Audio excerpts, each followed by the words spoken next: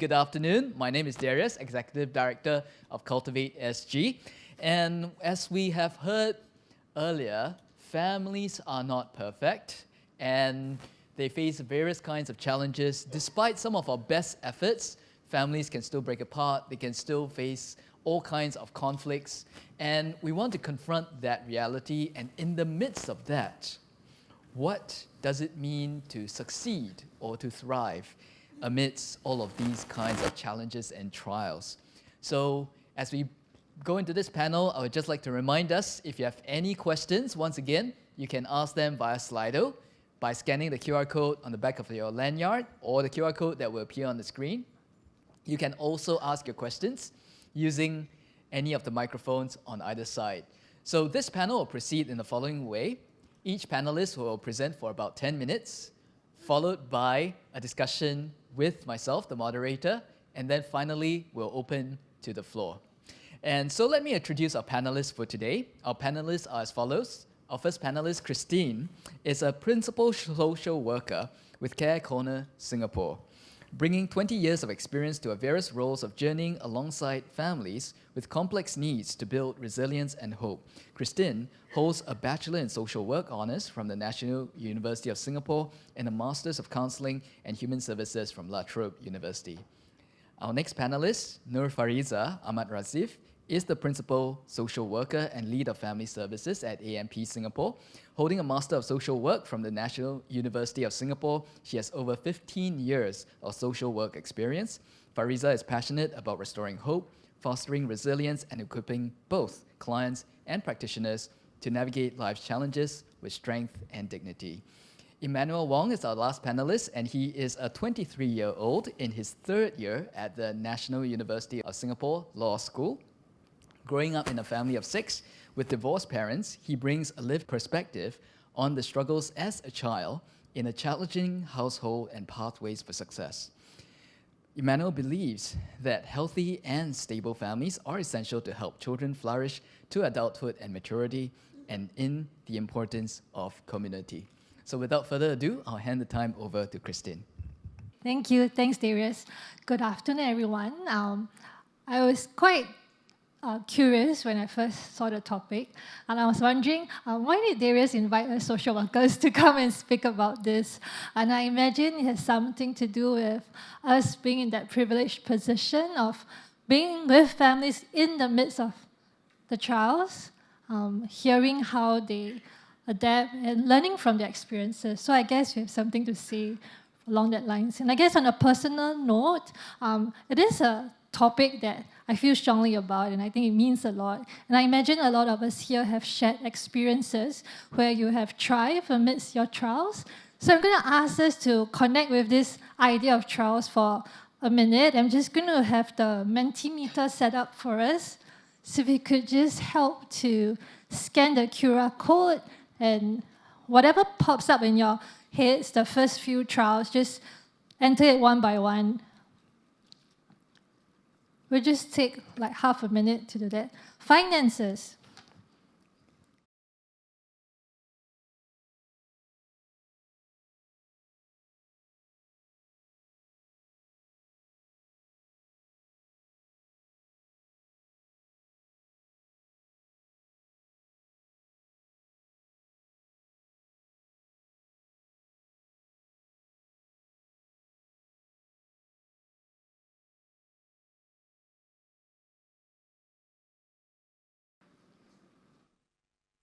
Okay, I think it will keep moving for a while, but just for now, very interesting. Just now I caught one homework, and I thought of Emmanuel because he was telling us about his assignments. So that is a trial, depending on your stage of life. I thought it's interesting. The top one is relationship. Yeah, that speaks a lot about our experiences, the type of relationships we had to navigate. And then I'll be curious to hear, but maybe we don't have time. I'm mindful I have 10 minutes, so I'm kind of like having to watch time very closely. But relationship is something that's challenging as much as it's very part of our flourishing. And there's communication, finances, caregiving. I saw something about divorce, lack of time True, that is one of a big stretched capacity and bandwidth. Okay, thank you. Thanks for connecting with this. I can't see the rest of the fine prints, but I'll go to the next slide.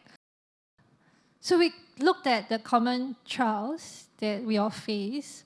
I'm going to talk also about fears, right? What are some common fears? And why is it important to talk about fears?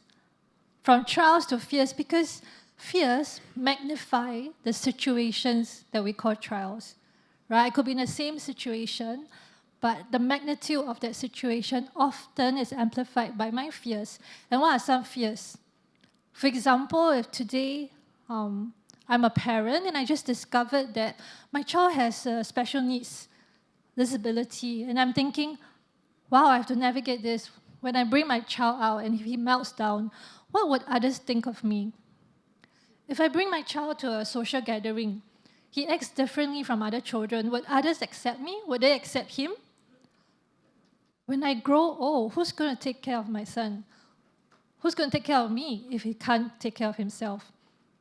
Have I failed as a parent if he doesn't do well academically? So these are a lot of fears. And I could go through every scenario, but I think you can imagine that with every trials, what really weighs us down is fears. And how does fear hinder us?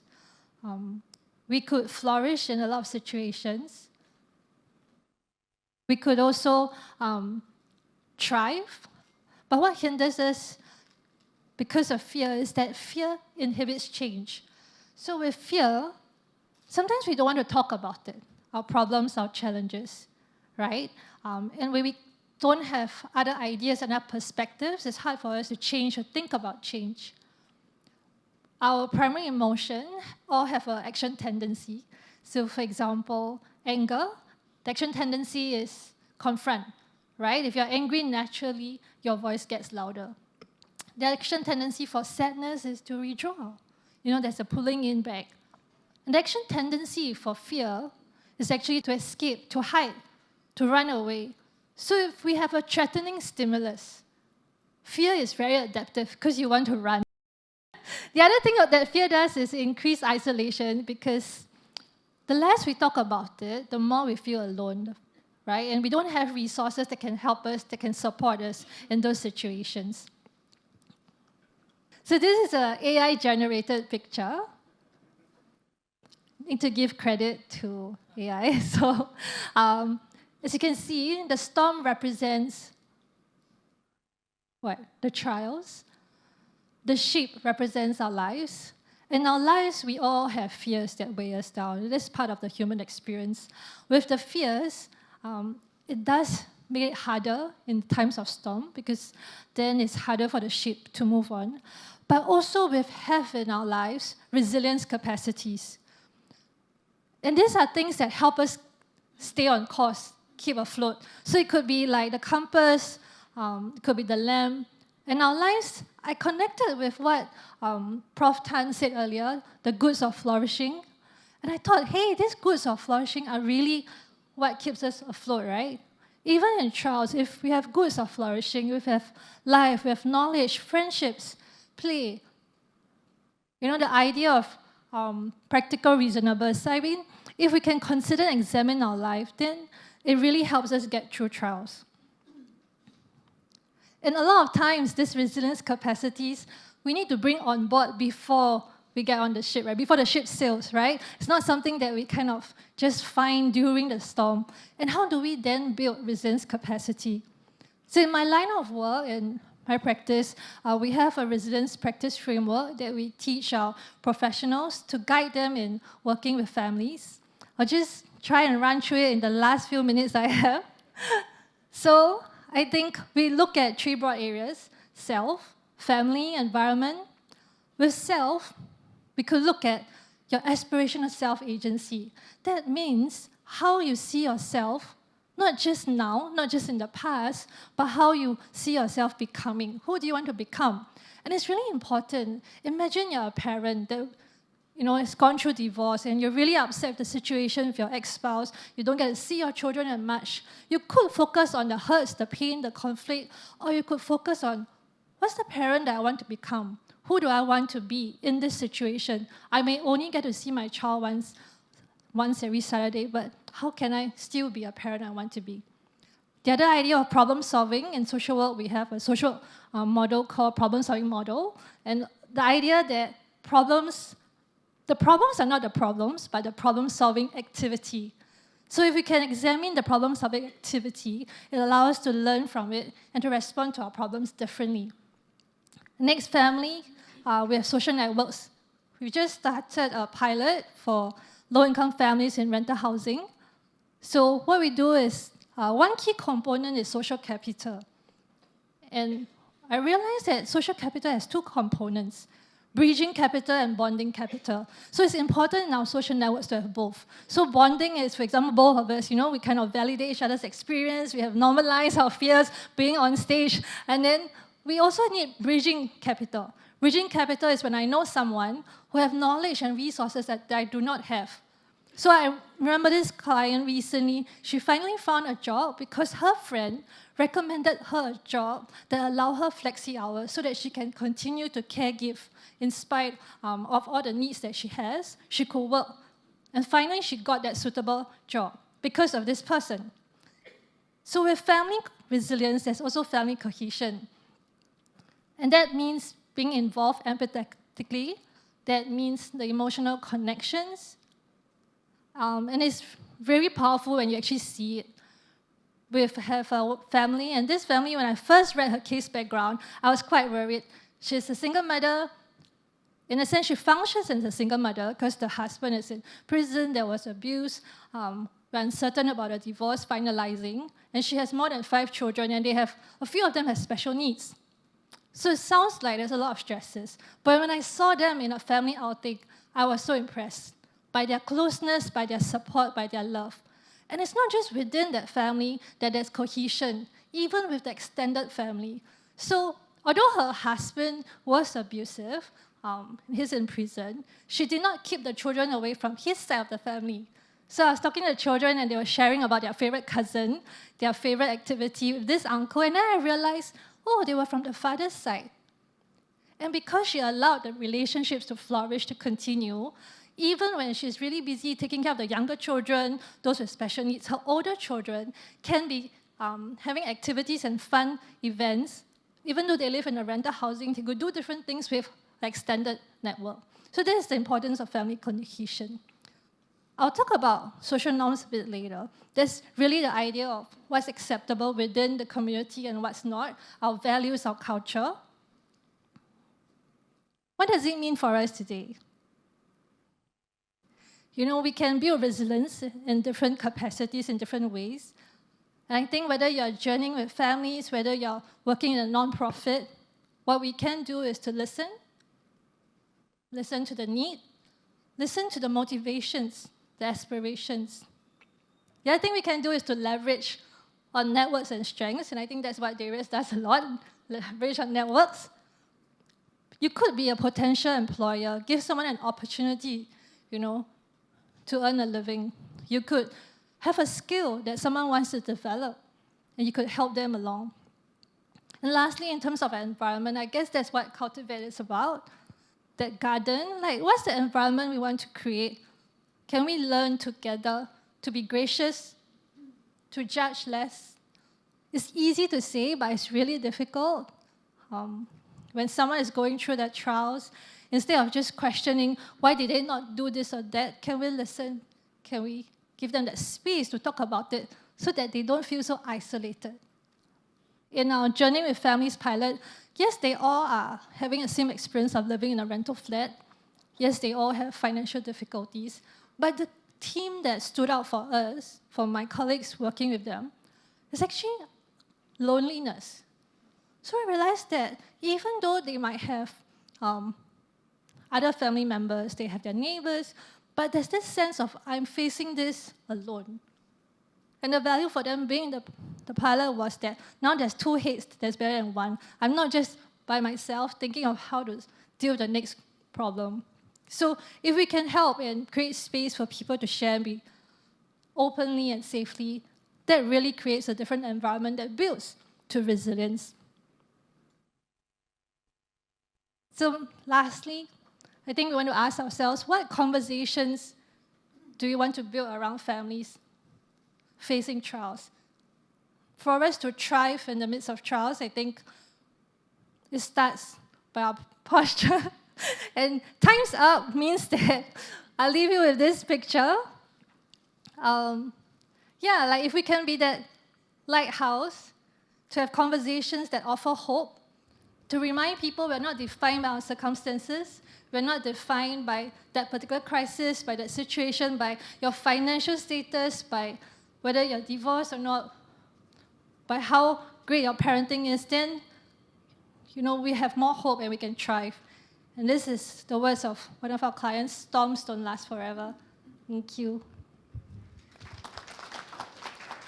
All right, thank you, Kristin. Now, we'll next move on to Fariza. Thank you so much, Darius, for the introductions. When Darius shared about thriving amidst strife, like what Kristin shared, I thought about, what am I going to talk about? Not so sure, where are we going with this, and particularly in my work. So what I'll be sharing today is a little bit more about our work at AMP with the families that are thriving amidst trial. Okay. I'll skip this part. Darius had done a very good job. No need to introduce me. So how many of you here knows of AMP or have heard of AMP? Raise of hands. Not all, right? So I need to do my organization some selling koyo. Okay, so AMP Singapore, for those of you who are not familiar with, we're actually a non-profit organization and we serve the Malay Muslim community with the mission to be a thought leader, problem solver, and mobilizer for the advancement of the Muslim community. So we do have a social services division as well, who looks at more of upliftment of the community for the lower income group. So our focus at AMP Singapore is really through economic well-being and to uplift the community through social mobility. So where I am from the Family Services Unit. In our Social Services Division, we have two other units, which is the Aftercare, as well as the Marriage Hub. But where I'm going to be speaking from today will be primarily my experience with our family services. So we run two programs, namely the Adopt a Family and Youth Scheme, as well as the Debt Advisory Center. So both programs actually look at, supporting, empowering, and connecting our clients, our beneficiaries, the families that we serve, to not just, be dependent on aid that we give, but we want to build capacity, capabilities within them so that they can achieve self-reliance in the future as well. So when I think about families, right, thriving amidst trials, I think about the families that we meet, and often, right, we meet the families not at their best moments. And like what Kristin said, we are in a very privileged position as social workers to meet them in this state. They are often juggling multiple stresses, but we have to frame it in a way that, these are not broken individuals or broken families, but perhaps just overburdened with stresses that are just too much for them, okay?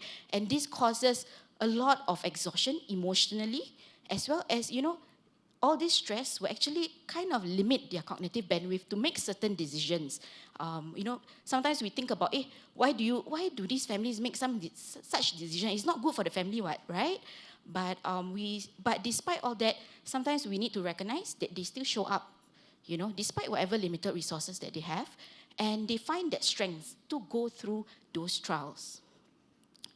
And some of the common challenges of the families that we serve, that they face, usually financial stress and the high cost of living comes up first, and this often affects their emotional and family well-being. Of course, we also have a lot of families and individuals who face employment issues, parenting and caregiving overload, also a bit on the education inequity of where we look at the socio-educational needs of the children. All this also coupled with social isolation or stigma of being a low-income family actually adds on to a lot of stress for these families.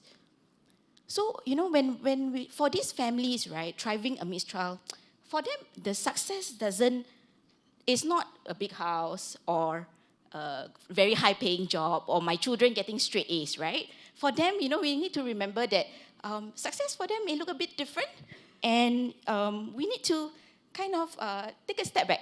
I have a client who came to me very happy the other day because he told me, I finally made the last payment of my DRS. What does that mean? Means no more payment for debt. And to him, that is a big success. But to us, we may look at it as, but he has other debts still, but you're still in debt, what? So how can you call yourself successful? But we want to kind of reframe and look for these families, success may look different. It can be, finally, yesterday, I picked up the phone and called my sister who I haven't talked to in the last 15 years. And that can be success for them as well.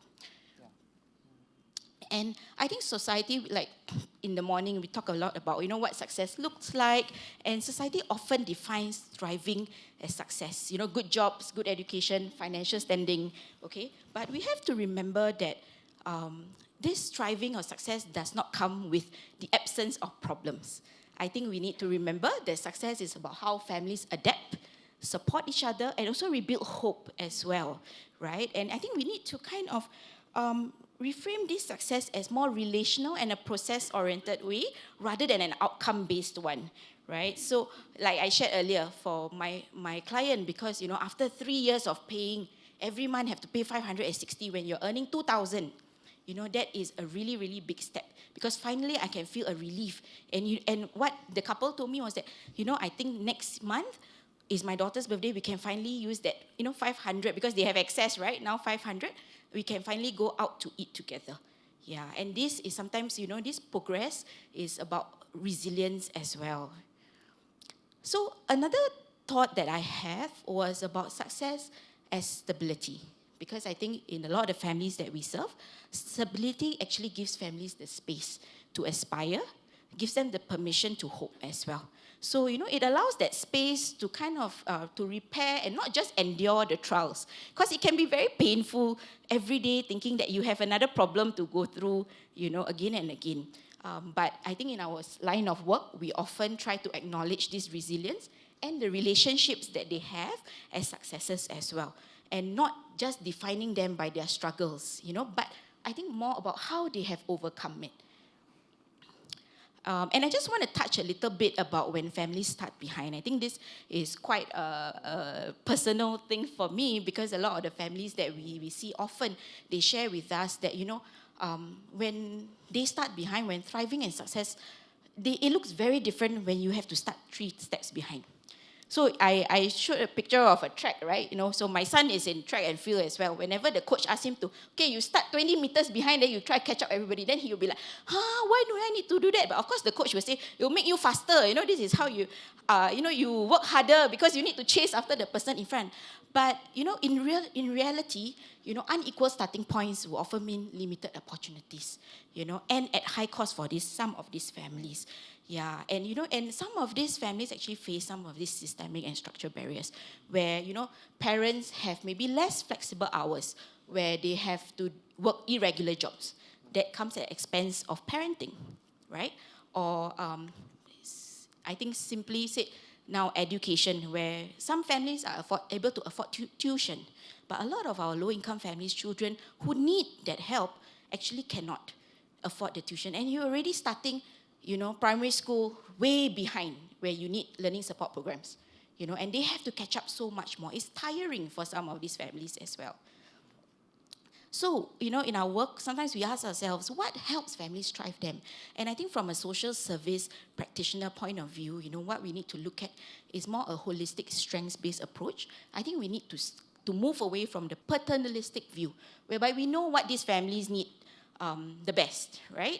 Then all the programs, I tell you, you go for the programs. But it's about, I think, co-creating the aspirations and goals, because families are experts of their own lives, and we not just want to support, but we want to empower them, right? Through autonomy, through dignity, and this will help them strengthen confidence. So just to share an example, in our program, one of the interventions that we're trying to pilot is a cash transfer model for transport assistance, where we give families a sum of money for them to kind of navigate that amount every quarter. Because before this, what they do is that they will give us the receipts and then we just reimburse. $20, I give you back $20. But now maybe I give you every quarter, I give you 100, right? But you need to manage that 100. But of course, we go through with the families. How are you going to manage it? How is it like and all that? But we give them the autonomy and the practical approach to try it out. And that also will help them to strengthen their confidence in managing money as well. Of course, community support to reduce their social isolation. And with community support, they can also harness different types of resources that are available out there. Also, because AMP is actually a faith-based organization, sometimes we have to also remember that faith and spiritual anchors actually can be powerful resources in meaning making for some of these families that we serve. So just last slide on my reflections, actually similar to Kristin, I think maybe it's a social worker thing. Thriving amidst trial or success, it doesn't mean that there's no problems, or we're at the top, or we have it all together all the time, or just escaping the storm, right? Because on the boat there's a lot of weights there that will weigh you down. But it's coming out, how families and individuals come out of the trial stronger, with more resilience and holding on together. Yeah, and I think when I reflect back as our role in the social service agency, it's not to rescue these people, okay, rather to restore the hope and dignity and facilitate that journey for them through the storm. So yeah, that's all from me. Thank you. Thank you. Oh, that was so good. No, it's okay. I don't have to start. Okay, now the next one is Emmanuel, who actually comes from a slightly different perspective. I've alluded to it a little bit in my introduction, and so he'll be sharing from a more personal perspective. And over to you, Emmanuel. Oh, thank you so much, Darius. Why he would trust a 23-year-old Gen Z student is still baffling to me, and surprising that I would speak to so many distinguished and esteemed adults, policymakers, activists, concerned adults. I think that is, to me, amazing. And to bring to a point for Kristin and Fariza, I really appreciated the part about restoring back the dignity and the hope of the individual and the family. I could not think about how important that is. If I'm very honest, if I did not come to law school, I probably would have been a social worker. So I really appreciate what your job does. So where I want to bring all of us to is slightly different. I didn't grow up with the resources. I didn't grow up with any helping hands. And often I spend most of my time struggling with a family on trial for 23 years. And so I think what my story about today is not what can the families do, but I think what do children living in a family on trial, what does success look like for them? So I want to first acknowledge the very obvious elephant in the room, which is, but Emmanuel, you're in law school. You somehow, against all odds, entered the law school. I represent my community. I do great pro bono work. I have great relationship with my friends, my tutors, my professors. So what are you on trial for? And so when people looked at my social media pages, what they will see is a very well-constructed image of family. They will see how my family looks together on Christmas or on Chinese New Year. They'll see the regular birthday posts. They'll see the daily social media posts we flood ourselves to show a semblance of health. But I don't think social media could show how deeply compromised and dysfunctional it was for me. I don't think any LinkedIn page in trying to sell myself for having resilience can explain how I developed that resilience was talking to police officers at 2 a.m. in the morning when I have alleged allegations of drug abuse, when I have allegations of domestic violence. I can't explain on an Instagram post that what is behind a picture of a family is a family that had just had a vicious fight, that I end up taking the physical beatings. I don't think anything can explain seeing your own siblings go to drug rehabilitation center and trying to live with shame that how society looks at you, how your community looks at you is a lost cause. And so I want to bring us back to where I think I had that journey 5 years ago. This was during the pandemic, and my parents, like many families, were in very deep distress. My mom was retrenched. My father couldn't find work because clients disappeared during COVID. And so in the midst of fearing that we can't pay the bills, we can't afford hospital care if any one of us gets COVID, we can't afford to fix anything if something breaks in the house. The stress was so immense on them that they got divorced during COVID. And so I would explain to people that a divorce and COVID is similar, except that you can't move out of the house, right? And that's quite a terrifying reality that one moment you are fighting with one another and the next moment you're both on a separate Zoom call with a judge. I don't think anything can explain how strange that is. And so for me, if I were to bring you back, what was so paralyzing was I remember waking up for my prelims at 4 a.m. trying to study and gain a semblance of peace. And I just remember hearing my dad sleep talk about how he wanted to kill himself.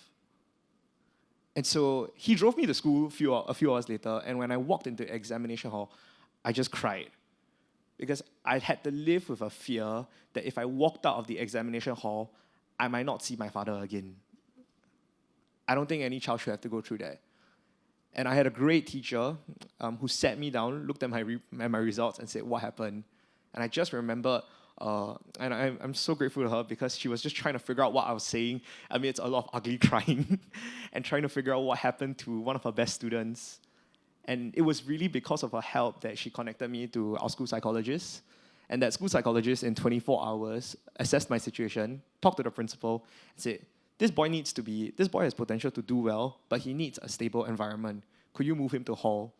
So I still remember on 24th October 2020, I packed up my bags, put everything I had in a suitcase, and I left for hall to study for my A-levels for 6 weeks. And I would say those 6 weeks were a life changer.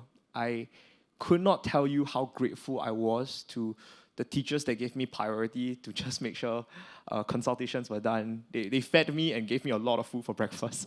I could not tell you about the friends that I didn't tell about what had specifically gone on, but when they found out about a glimpse of the situation, they would intentionally come to my dorm and come in somehow every afternoon to either make sure I was studying or to just make sure I was not depressed, which for a young person, I think that's very important. And had it not been for their help, I do not think I would have gotten the grades I would have right now to get into law school. And so I guess my first reflection for children living in a family on trial is that we only can succeed when someone can go the extra mile for us.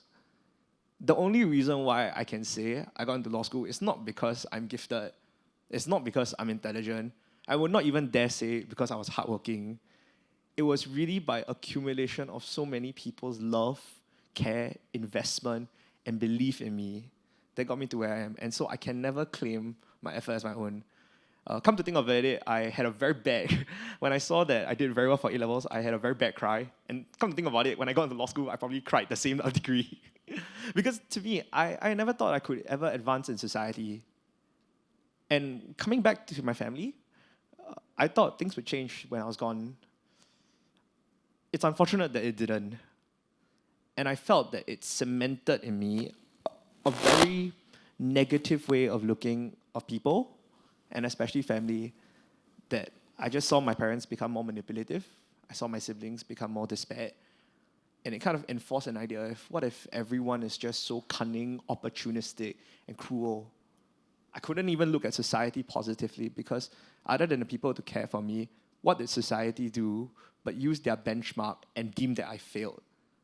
What could society do for me that I did not have the requisite standing, and only by a miraculous degree of support, I met their metric of success? And so I thought that was seared into my mind. But the funny part was that being kicked out of my house the first time led me into a 4-year journey of asking myself those questions over and over. So by some of the friends at Focus on the Family, they invited me for a program where we were going to discuss about controversial issues within marriage, within family, within relationships. And I think what was so humbling was that some of the staff, being children of divorce themselves, not only could empathize with my pain, but they didn't treat me as a patient. That they could see past the pain and they could find the person in me. And I think that's my second reflection on that. That if you hope to see children in a family on trial survive, you have to see them pass as a patient and more as a person. I've come to conclude that the reason why most of my friends who also are children of divorce can't really survive is because all they have looked is inward about how bad the situation is, how bad their circumstances are, the term that young people will use is trauma dumping, where they are competing to how bad is your life. But I realized that's such an inward and honestly entitled way of looking at pain.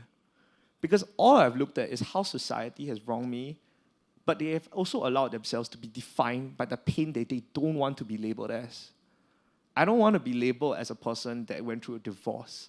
I don't want to be labeled as a person that was a product of bad circumstances. I want to be seen as a person with hopes, with dreams, with aspirations, and with meaning that can surpass and transcend that. And if we do not allow young people to be that, we can't. And so I want to land on a final point, which was about forgiveness.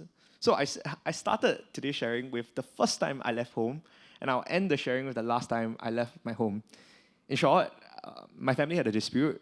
They made a decision without me that I had to move out in order to keep my family together. So in 24 hours, I once again had the familiar feeling of putting all my clothes into a suitcase and left.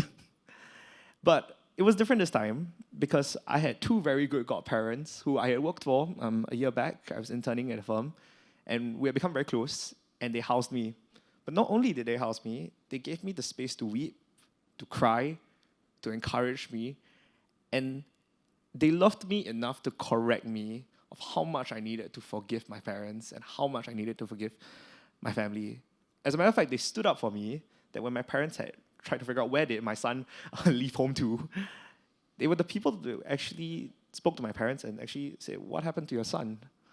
That was the first time I ever heard my parents or my siblings ever use the words, "I'm sorry." And for me, I cannot tell you how that has restored the way I relate and behave with them. So I give you 3 points of what can you do for children living in trial. First, reach out. We all need someone who can go the extra mile to care, to support, and believe in us. If not, we will just be defined by the metrics society set. Second, remind us our life is not dictated by pain and grief, but we can find the gratitude with the life we're given when everything tells us we are shortchanged. And lastly, reframe our minds. Reframe for us that forgiveness isn't about letting a person off the hook, but freeing us from being bitter, from being angry, and from repeating the past mistakes. Thank you.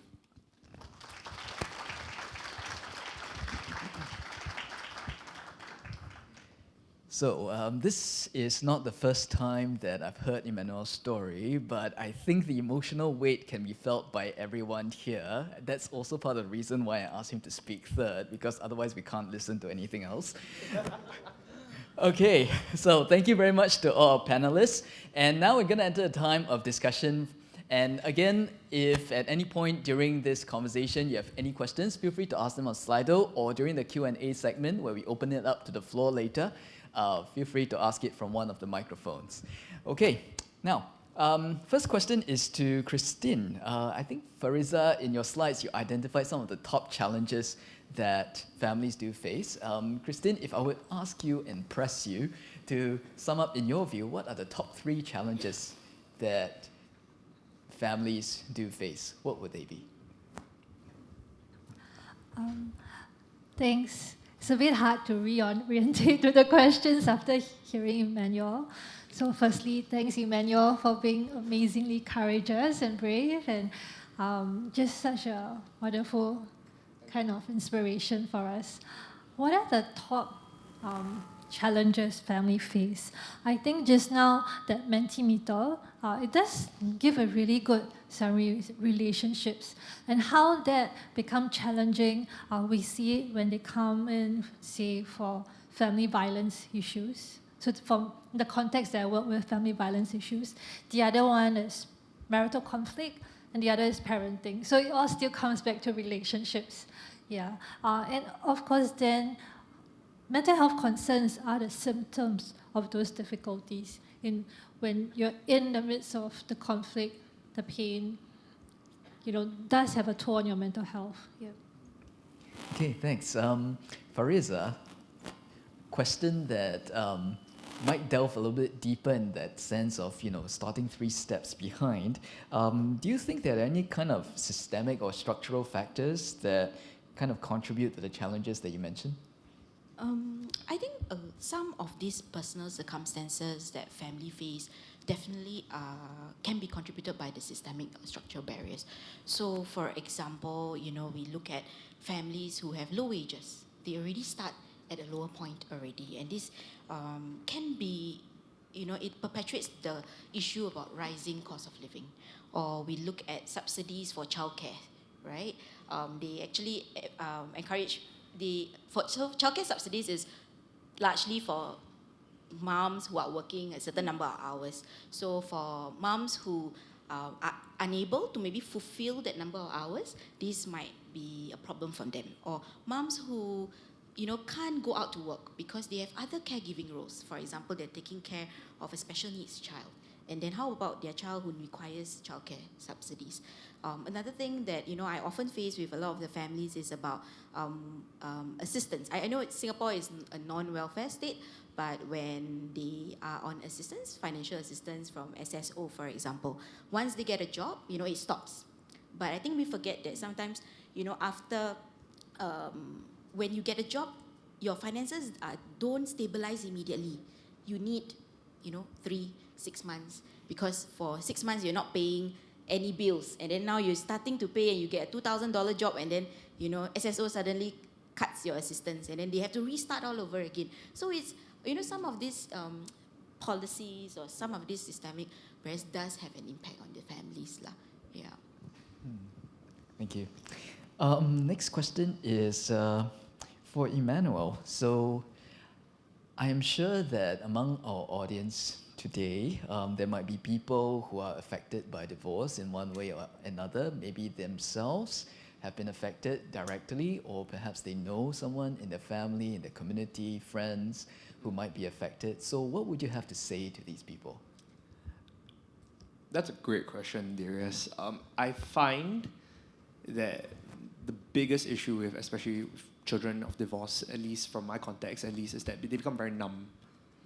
I think often that's the only way they have reasoned themselves to survive, because if all of the emotions are tuned to 11, you rather they be 0. In law school, at least, I have so many friends that are children of divorce, and they would tell me about how they would numb themselves in any way. Some of them in very, not the best healthy coping mechanisms there. And so I would say that whether you know someone who comes from a divorce background, whether you're a child of divorce, even if you're a parent who's going through it, I would say love your children well. Especially to parents, please, please, please remind your children that it's not their fault.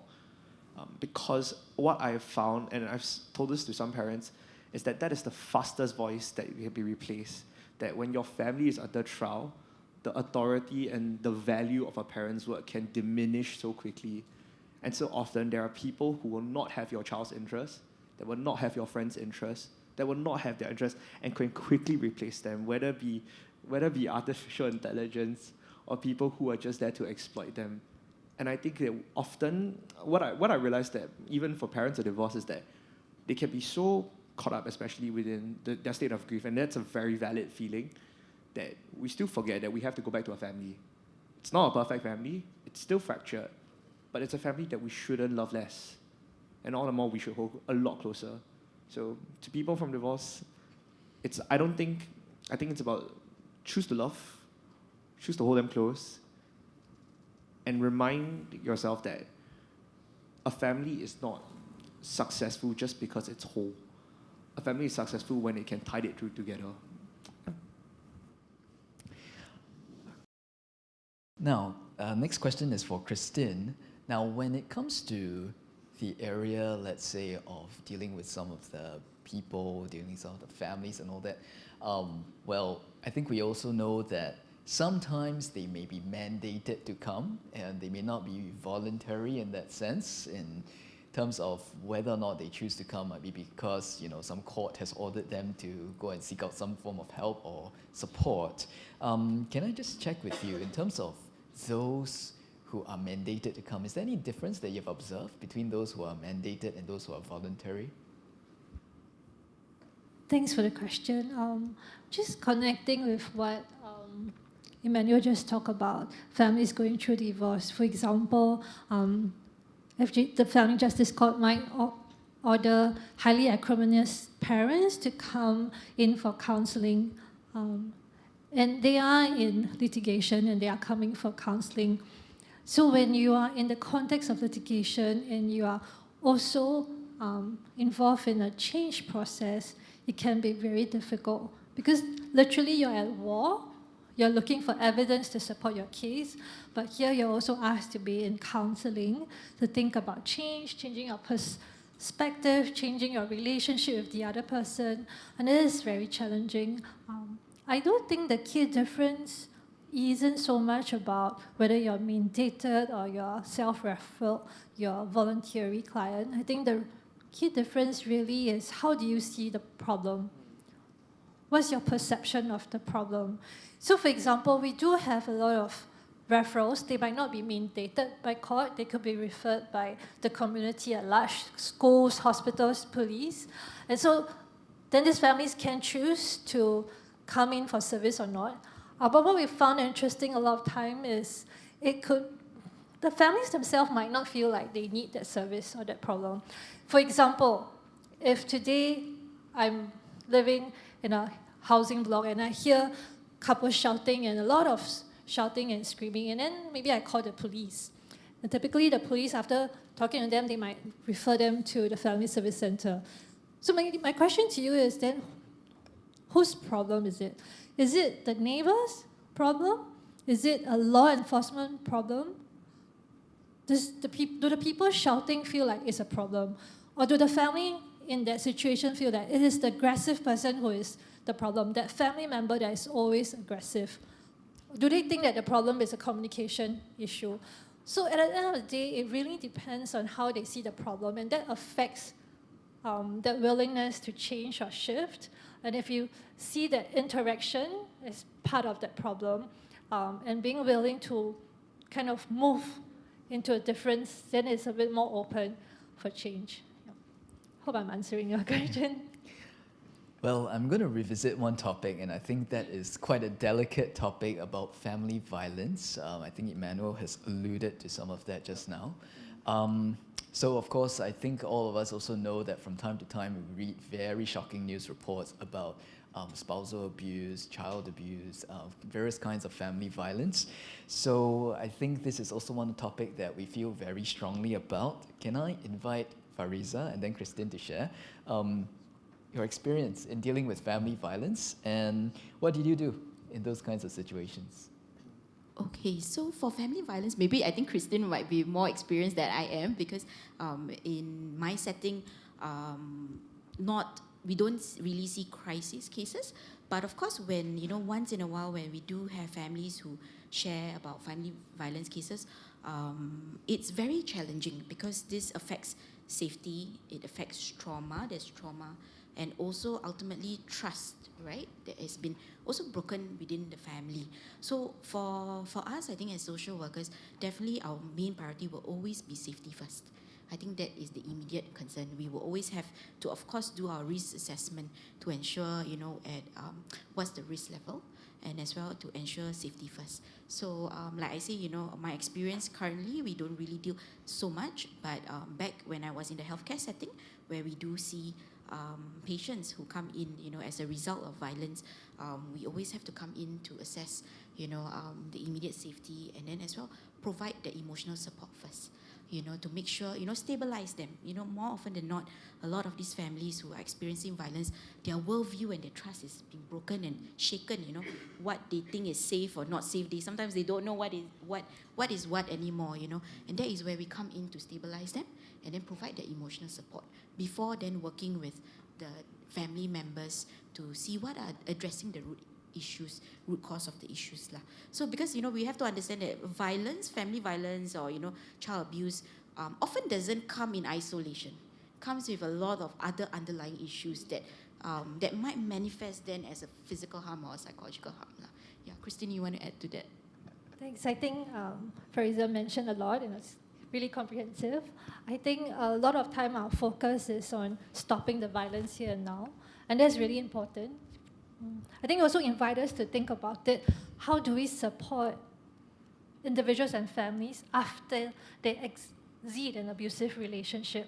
And because I think there's a wide range of people here, and I think consider not just thinking about why are they still in this abusive relationship, why is this person so aggressive and violent, judging them about what's wrong with this family situation. Consider how when the violence stops and they exit the abusive relationship, what's the support they need? To give you an example, one of a lady I journeyed with, from the time she first spoke about the violence to the time her divorce finalized, it was 5 years. And the research and in my own experience shows that it takes many years before the violence comes to light. And in that period, sometimes it's really hard to talk about it. And it's easy for someone outside looking in and kind of question and judge. But that's the reality. The dynamics of violence, of power and control is such that it keeps the people involved really in that situation for many years. There is that system that keeps itself sustaining. And so what did we do? For her, this mother that I've journeyed with, it took another 3 years at least for her to, for the symptoms of anxiety and depression to reduce and for her to feel confident about even her decision to leave, for her to feel confident that she can provide for her 2 children and she can build a future on her own. And it means so much that the services don't just stop or the people don't just exit after she leaves the abusive relationship. It was really important that she get the support to rethink about who she is. Because the violence might stop, she might not be in that situation, but the internal script of chaos, of confusion, of self-doubt and blame still exists. And that's the one that we need that support. And I mean, like how Emmanuel shared, he went through his own journey after moving out of home. You have that space to rethink, to forgive. And that's the part that sometimes I think interventions might not give space and time for, because a lot of it, we've got really good public education, intervention, and support systems and services to stop violence. But we also need to consider how to support families after. Emmanuel, if I can invite you to share a few comments on this particular topic of family violence. Well, first of all, I want to just thank Kristin. I think your observations were very spot on. I think juggling on, like, when we talk about divorce, right, it's always very tricky to engage that because it's very easy to put a moral blameworthiness of whether something is good or bad. And I think that's the incorrect inquiry. The question I think that is more relevant is that whether or not divorce is necessary or not. And to me, I think when you consider an issue like in domestic abuse, I've known friends that have actually lived in environments like that, and sometimes the aid's really different. Sometimes the aid is for the parents to be apart for a season, and for them to realize that the violence is not occurring because you have an issue with a spouse. The violence is occurring because you have an issue, which is not a very good pill for most adults to swallow, admittedly. Sometimes it's really because that there is genuinely unsafe behavior that the police is best suited to handle, or the state is best suited to handle. I think that's what makes the issue complicated, and all the more why actually the work that Kristin and Fariza does is so important. Because often, if we're not careful, and when we read the headlines, we can become very incredibly litigious, right? We already make a judgment of who is right, who is wrong, when we don't realize that both parties are already damaged. Both parties need help, both parties need aid, but it doesn't mean both parties are shielded from consequence. And I think often that intervention is needed somewhere, whether that be from friends, whether that be from community, whether that be from agencies like what Care Corner does. And so I find that in family violence, there has to be that level of aid, that degree of separation, and most of all, I think protection of children, I think, will be very vital in that degree. Because what children are going to observe, especially for domestic abuse, is very, very harmful. And it does shape the way they do think about marriage. I've had friends that still are going through counselling and therapy about the domestic abuse they witnessed in their own home. And so, yeah, we need people to walk through with us on that and process out those issues. Okay, I think we'll move on towards Q&A from the floor. And let me start with a question from Slido, which I think is actually quite relevant to what we've just discussed. So I'll just read the question. Emmanuel, you were provided a life-changing solution of Hall. I think that was when your school intervened and all. Was the school boarding? Question mark. Fariza and Kristin, what would happen to a student in school without these resources? So let's start with Emmanuel, then Fariza, then Kristin. Oh, that's a great question. Yes, it was my school boarding hall. So my campus is uniquely distinct that we actually run a boarding house for the international students, especially from ASEAN. And so usually they are packed through the year. I do not know how they had a space. I did not know how I paid $0 for it. To my knowledge, my principal had personally paid out of his pocket to ensure I was safe. And so it really does show that one person's kindness and one person's initiative really does go a long way. I met him a few months later and I thanked him personally. And he very cheekily asked me whether I would pay him back the $700. I told him I would thank him in any endeavor I would pursue. So when I did get to law school, I gave him a call. He was very happy about it. And so I would say it's a very difficult context. I do recognize not every school has that. But I think to me, it was not the fact that I went to hall that was life-changing. It was the fact that the school would actually pursue all avenues to make sure I was safe. And to me, that gesture alone was already more than enough. Kristin, Fariza? I think, it really tells me how important doing things out of the norm is helpful. And sometimes, as professionals, we do have a lot of guidelines, a lot of boundaries, a lot of protocol that is important for us to keep. And I think we will not be able to do what your principal do and find these resources. And a lot of times we needed those resources, but based on the standard protocol, the actual services that we can refer to, that might not have been much we can have done for Emmanuel in that situation. One reason is, number one, if you're under the age, then we need consent. And if both parents are not consenting, then we wouldn't consider this meet the threshold of, say, child abuse. Just based on a bit of what I'm here, I'm not sure. I don't think it will meet the threshold, say, for removing the child. And so then it becomes complicated. And if you're at that age, even if it's the removal, the voluntary admission places may not also be conducive for him to study, might be also hard. So actually, I think it's really great that there are people in that position who can make decisions, who's willing to do something different outside of the norms. Because professionally, we actually have a lot of boundaries that we have to adhere to, and a lot of times I wish we could do something different. I think just to add on to that, I think, Emmanuel, you've been very blessed with that community and people that gather together to help you out. And, while Kristin has shared, right, in our professional capacity, it might be a bit more of a barrier to do certain things. But I think this is where, we try our best to equip the clients, the children, the families, work with them closely to equip them with the skills, the resilience to go through this trial, and also I think this is where community comes in as very important to see, outside of that social service landscape, who are their willing community partners or even, neighbors, we explore extended families, who are willing to come in to step in.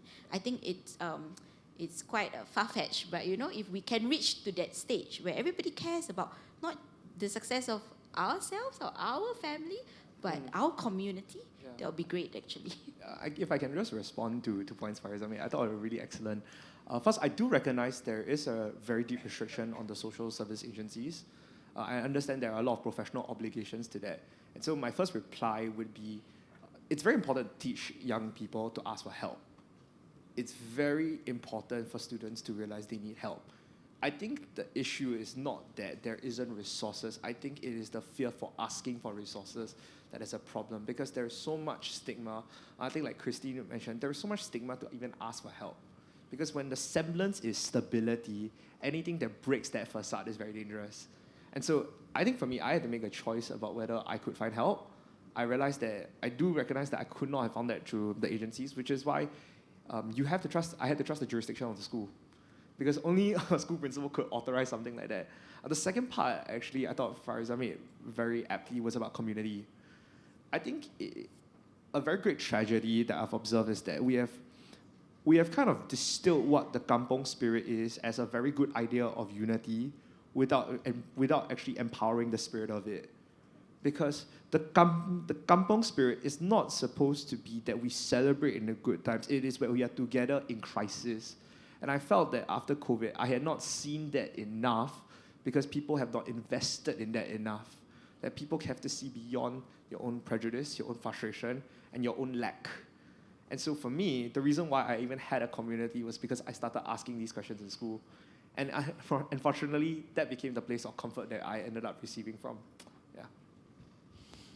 Okay, thanks. I'll just carry on with the Slido, but once again, just a reminder, if you have any questions that you would like to ask in person, please feel free to come to either of the microphones. Remember to introduce yourself and keep your questions short and succinct. Okay, let me move on to the next one on Slido, and I'll carry on with this until someone comes to any of the mics, okay? So, Emmanuel, you talk about having community support which helped you. In what way do you wish you had more systemic support? Well, that's a great question, Darius. Honestly, I felt that community support is good to stabilize and to ensure the welfare of the child. That is very important because that manages itself.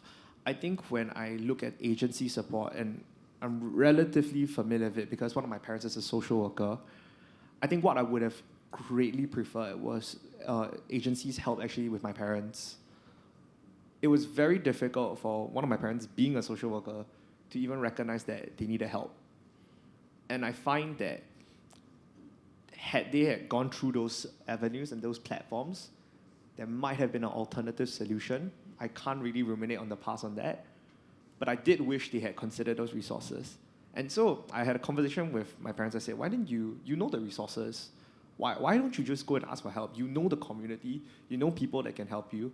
And their reply was, how can I do that if it is going to stain my professional reputation? How am I going to answer to my friends about the grounds of my divorce? How am I going to explain these things? And it goes back to that root of shame, right? That until we get past the conversation of shame, we can't get access to the help, and we can't allow the system to intervene in that degree. So I think that's a conversation that I would pass on to my two fellow panelists. I think they have a better way of dealing with that. So, any thoughts from either of you? I thought what Emmanuel landed on was really key, the conversation around shame. And earlier this morning when we talked about how the opposite of success is not failure, but flourishing, right? Having richer lives, abundant lives. And if we can move away from the idea of failure, that, oh, if I'm going through a tough time, and if me as a professional, in whatever profession you are, need help, need someone else to journey with me, have a marital breakdown, rather than thinking, oh, now I'm a failure, but can we think about, I want to continue flourishing. Who can I speak to about it? I want to continue having that space to deepen my life and rethink, examine, who can I talk to? And if we think about that differently, maybe that is more important than really the structural system, because I think there's always structural system that's helpful and less helpful. And like from this morning sharing, we realized that maybe 10 years down the road, then we realized that was the impact of that structural policy. At that point, it seemed to be really helpful. It met a need. But the larger community, the narratives around shame and failure would be helpful, actually. Just to add to that, I think it's very real. If I hear you, your mom herself is a social worker. And, as helping professionals ourselves, sometimes, getting the first step to asking for help is the most difficult. I mean, I'm giving people help, now I have to ask for help. Can you imagine the conversation she must have had in her head? But I think, like you say, it takes a mindset shift. And I think it has, and it also takes a community's mindset shift. I think being in the Asian community, we're already so it's already embedded in us, isn't it? Asking for help. Wait until you cannot, then you ask for help. Might be too late. But I think if we embrace that a little more, asking for help doesn't mean that you are a failure. It's actually very courageous, to take that step forward. It means you want to do something better for yourself. You care enough for your family to work on yourself. I think that is something that we maybe need to start with ourselves now, maybe today when you go back home and if somebody's asking for help, on things, it's not to say that, hey, why you cannot do this yourself. Sometimes also I ask my kids, right, why you cannot do yourself? But I think maybe instead of that, it's like, what do you need help with? Let me do that for you, All right, we have a question from the floor, so just remember, introduce yourself, and if you'd like to direct the question to any particular panelist, please feel free to do so. Hi, this is Cindy. I'm a mother of two. So I would like to direct the questions to Kristin, Care Corners. So given that mandatory counselling only activates after court-ordered family violence, what is the single most essential structural reform to mandate that and integrate trauma-informed support, including affordable caregiver counselling and respite, for parents whose teens are struggling with mental health issues linked to a history witnessing parental abuse? So this questions to Kristin, but I also at the same time would like to say thank you to Care Corner, because I have been receiving a lot of support from Care Corner. Thank you. Thank you, Cindy, right? Thanks, Cindy, for the question. I think it's a big question. I'm hearing a few things. What are the structural changes? What's that one structural change that possibly could help? Because there is mandated counselling. So for those who might not be aware, if you apply a personal protection order, let's say you're facing violence, then there is possibly the application of the judge might order counselling for the person who abused or the people who are harmed. I think the reality is counselling is the change process. As much as we can support, to educate, to inform, to help the parties involved understand the dynamics of the violence or the difficulties they've been, or the impact of the trauma that has been caused on the parties. It is still a change process. It still takes the individual to decide how much they're willing to shift to change. And so while I hear Cindy's question, is there something that can be done? Can we have that carrot and stick idea? Can we have a stick that say everyone in this particular situation has to go through the support? So for example, divorce.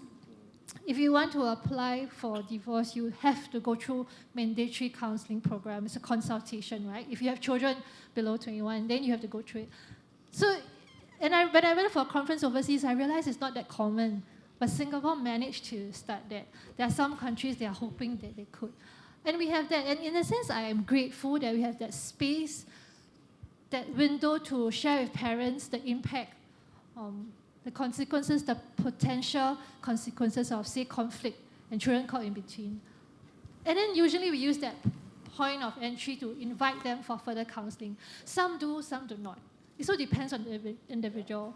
If, say, there is a structural change that we can say it will kind of reduce violence or the impact of violence, to be honest, I don't have off the top of my head an idea. I don't know if Cindy had something in mind, then you could share and then we could dialogue, but maybe I am less hopeful about, say, a programmatic structural change as compared to attitudes of people working or supporting the families. And I do feel like we can put in the programs, they can come in for the counselling, but if, let's say, for example, if the social workers have a bandwidth tax, and a lot of agencies, actually, we only have 3 protection specialist centers for spousal abuse, right? And then we have another 3 child protection specialist agencies. So the system is very stretched in terms of responding to the needs, and there's a lot of needs for counselling and trauma-informed work. But say if your professionals are very stretched, and likewise your families are very stretched, sometimes that window of period of change is not the most suitable, even if they are ordered to come in. What actually is really helpful is when they are ready for that change and there's timely support at that point. I think that is really important, because we've seen many families mandated, but in that period, they might not actually be open to change, or there are a lot of other issues that they need to respond to. But what we leave behind is that at least they have experienced that bit of change, that process where they can imagine what change could be if there's someone journeying with them, and they are willing to come back again when they do need. So I think just being open, leaving doors open for people to access resources and support, I think that's really important. So I'll ask Fariza and then Kristin this question, and it deals with the intergenerational family. So of course, it may not be limited to, let's say, parents and children or between spouses, but could be within the wider extended family, even including the grandparents, the in-laws, and so on and so forth. Fariza, if you can begin, in the course of your work, have you encountered any of these kinds of intergenerational conflicts and challenges, and how do you address them? And then Kristin, I'll invite you to share later. Thanks, Darius, for that question. So, intergenerational conflicts, I think we do definitely see them, because especially now with sandwich generation and all that, and I think this a lot comes from, the differences in expectations when it comes to values or even communication styles.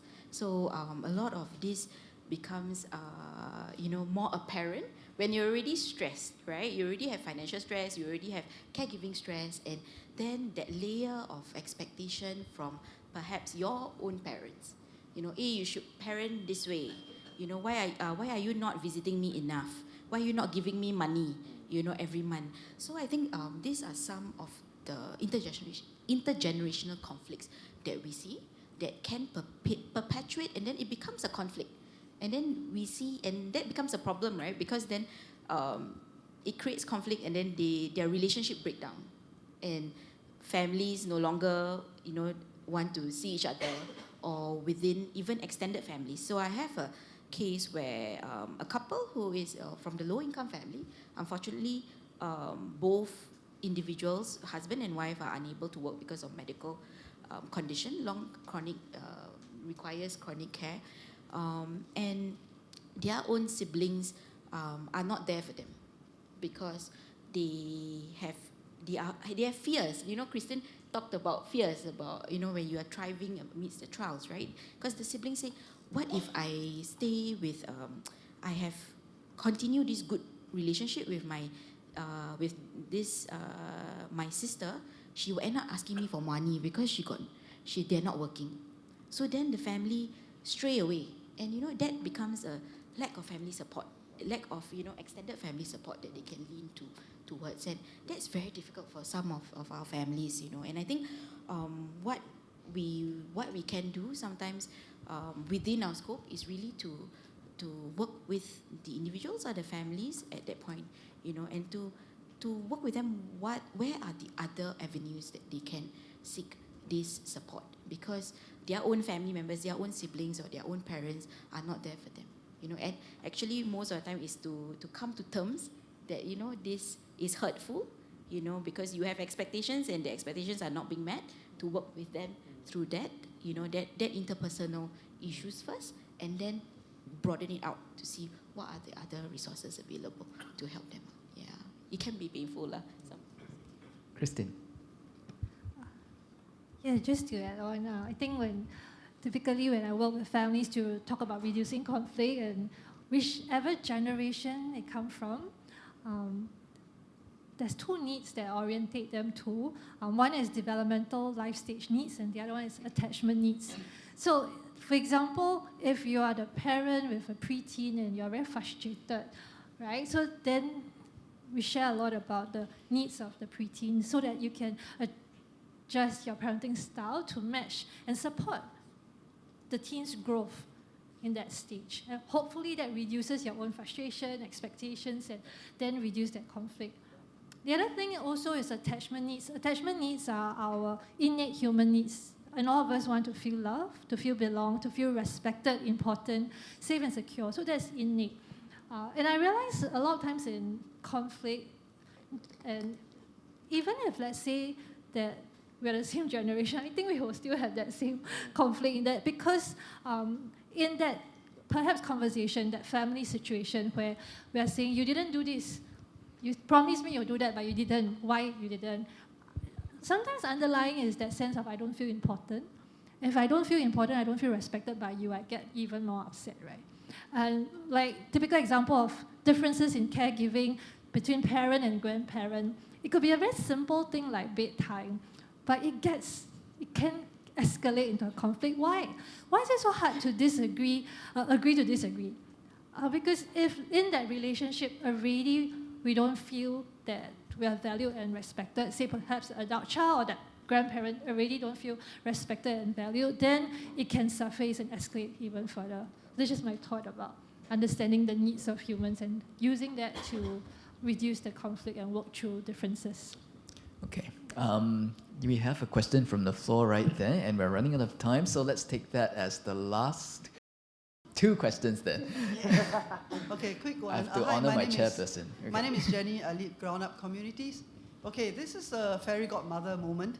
I wanted to ask the both of you, dears, if you could have anything, okay, that could increase the impact, the positive impact of your work, what would it be?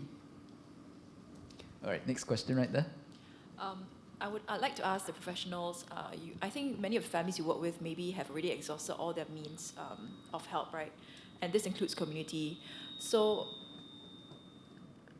what are 1 to 2 concrete ways you've seen communities like fail your clients? I know you mentioned like extended family not willing to reach, like give a helping hand.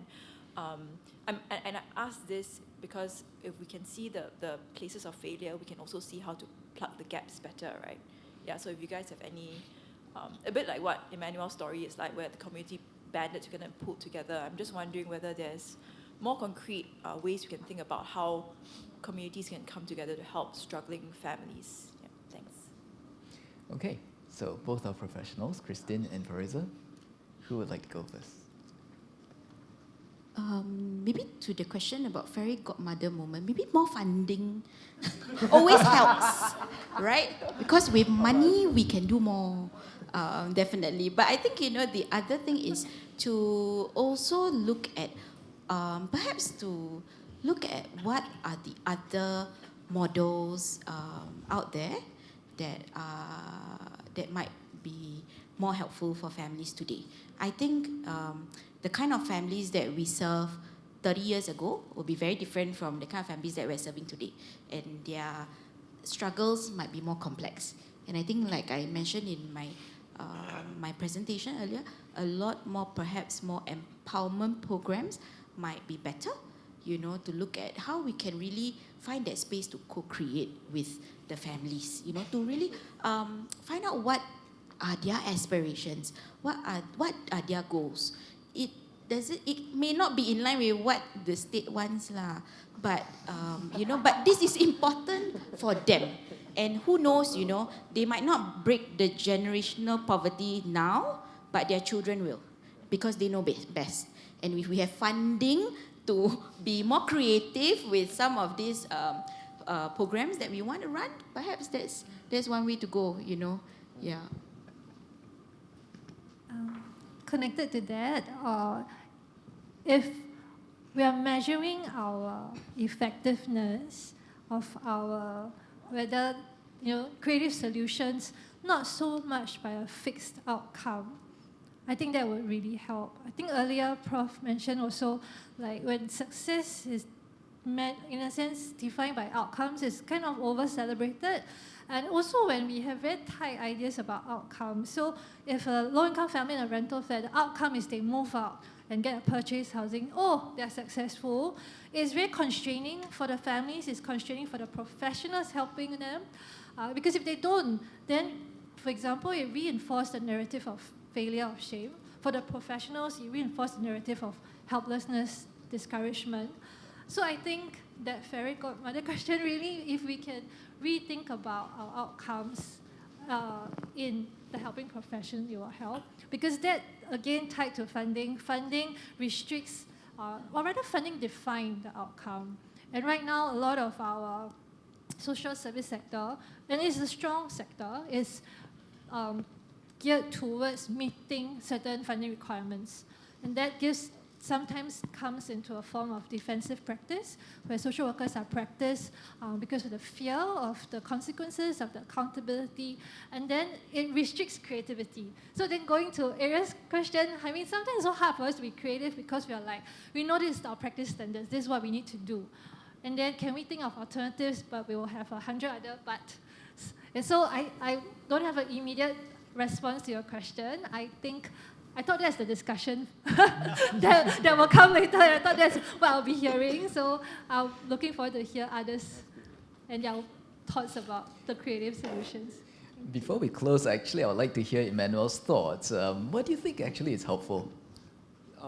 Could you reframe the question? Like, helpful in what sense? I mean, from your journey, frankly speaking, what would have been most helpful? What has been most helpful for you? I think if I were to make that a bit more concrete, let's tackle the two issues that Christine and Fariza looked at.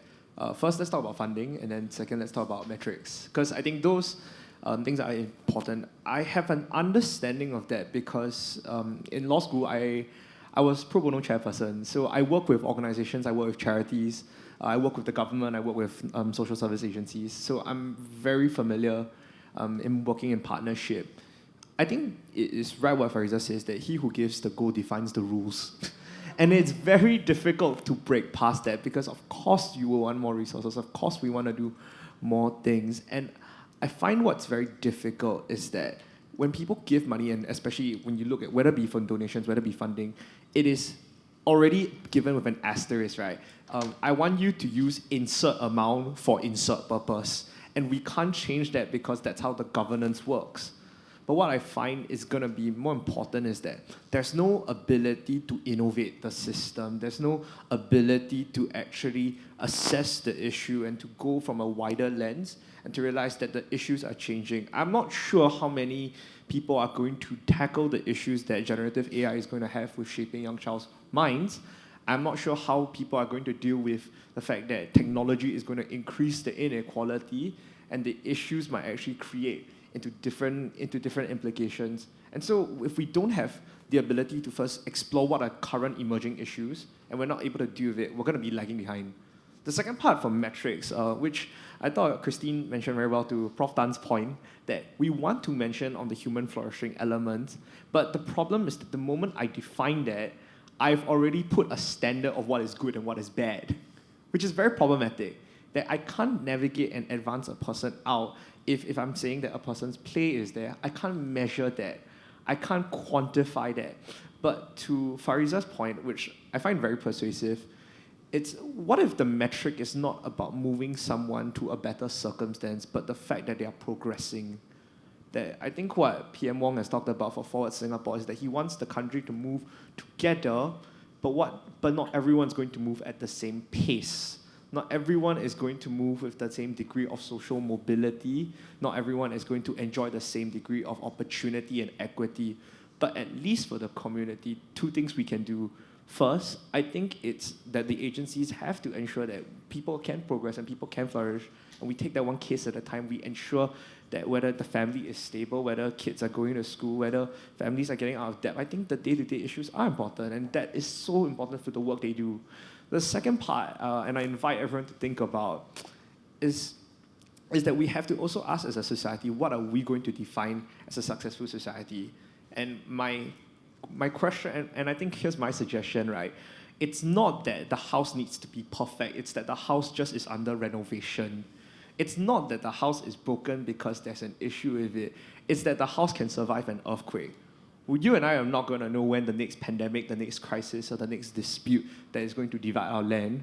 But if the fabric can hold us together, it doesn't matter how advanced we are, it's how united we can stay together. Lots of quotable quotes there. Okay, with that, thank you to everyone. Thank you to our panelists. And we'll hand the 10 back to our MC.